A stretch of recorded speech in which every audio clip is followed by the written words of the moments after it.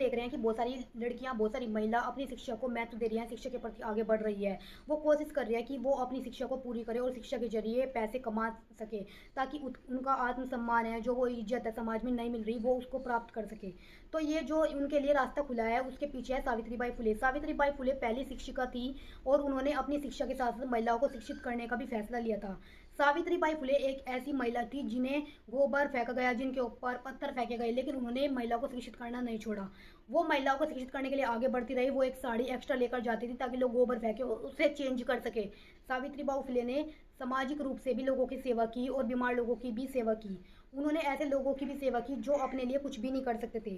सावित्रीबाई फुले के साथ साथ ज्योतिबाई फुले जो उनके हस्बैंड थे, उन्होंने पूरा सपोर्ट किया और इन दोनों ने लोगों की मदद की। जो आज हम देख रहे हैं कि बहुत सारे लोग शिक्षित हो रहे हैं, शिक्षा का जो रास्ता खुला है वो सावित्रीबाई फुले की वजह से ही खुला है।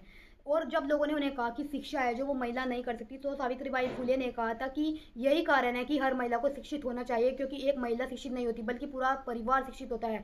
और अगर एक महिला अनपढ़ रह जाती है तो दो परिवार उसके गुलाम बन जाते हैं।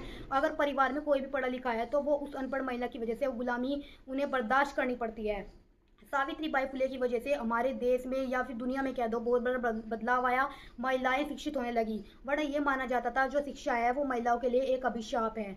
तो अगर सावित्रीबाई फुले ने उस टाइम पर अपने लिए शिक्षा का दरवाजा खोला, दूसरी महिलाओं को शिक्षित किया, दूसरी महिलाओं के लिए भी शिक्षा का दरवाजा खोला, तो आज के टाइम पर जो महिलाएं शिक्षित नहीं है वो अपने लिए अगर दरवाजा खोलना चाहती है, आगे बढ़ना चाहती है, कुछ भी करना चाहती है, उनके लिए फिर भी आसान होगा, क्योंकि आज के टाइम पर शिक्षित होना इतना ज़्यादा मुश्किल नहीं है। अगर वो अपने लिए आवाज़ उठाए या कदम आगे बढ़ाए तो वो कुछ भी हासिल कर सकती है।